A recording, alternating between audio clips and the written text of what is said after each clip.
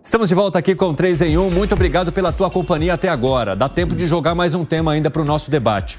O aposentado do Supremo Tribunal Federal desde abril, ministro Ricardo Lewandowski, atualmente prestando serviços à iniciativa privada, afirmou que o próprio judiciário tem contribuído para aumentar a insegurança jurídica no país, especialmente em matéria tributária. Em uma entrevista ao jornal Valor Econômico, o ex-ministro disse, abre aspas, há muita oscilação ou uma oscilação muito grande da jurisprudência, fecha aspas. Vocês entendem que realmente hoje há um ativismo judicial que muitas vezes traz mais questões ou dúvidas do que de fato soluções para os problemas ou vácuos que temos em determinados assuntos do país, Alan Gani? Mas com certeza o diagnóstico dele está correto. Agora, ele foi um dos protagonistas de um momento de insegurança jurídica no país na votação do impeachment junto com Renan Calheiros, aonde ele preservou, e a Constituição era muito clara nisso, preservou os direitos políticos da então ex-presidente Dilma Rousseff. Então, isso sim causa insegurança jurídica. Mas o Brasil é o país que Tim Maia já retratou também, né? O ex-ministro do Supremo também falando de insegurança jurídica. Agora, Piperno, o ex-ministro está chamando a atenção para a questão tributária, que gera, de fato, uma insegurança. Ele concentra a fala dele apenas nisso ou dá para traduzir para outras questões que temos também em análise e que podem vir a ser analisadas pelo judiciário no Brasil? Tomara que algum dia ele escreva lá uma autobiografia e aí ele conte para o país a história desse voto em favor da Dilma que o Alan citou. Realmente, eu, por exemplo, não entendi aquilo até hoje. De qualquer forma, vamos pegar uma questão tributária para ficar, enfim, circunscrito ao objeto tratado pelo ministro. O voto de qualidade do CARF, né, que vai ser resolvido agora. Sim. Isso pode mudar em relação ao que vem sendo praticado até agora.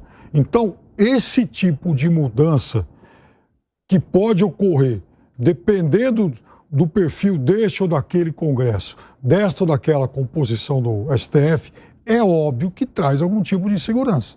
Agora, Gani, você quer colocar algo antes de eu passar para o Não, só queria complementar uma outra matéria que pode passar no Supremo, e essa daí vai de esquerda a direita, vai ser contra, hein? Essa daí é a volta do demônio do imposto sindical. Fala, Segré. O Lewandowski está certo. A dúvida é, quando você vê uma fala dessas, a pergunta que qualquer pessoa poderia falar, que não conhece muito do Brasil, diria, desculpa, onde esse senhor trabalhava? É isso. Ele falou, no Supremo Tribunal Federal. Não, peraí. Então, ele está criticando que não tem segurança jurídica quando ele fazia parte da maior autoridade jurídica do país? Sim. E aí puxa o que mencionava Alan. Ele contrariou a Constituição quando ele alterou a forma dessa ineligibilidade que preservou a Dilma Rousseff. E aí volta a uma questão já antiga, mas sempre tem audiência que vai renovando, então vou falar de novo.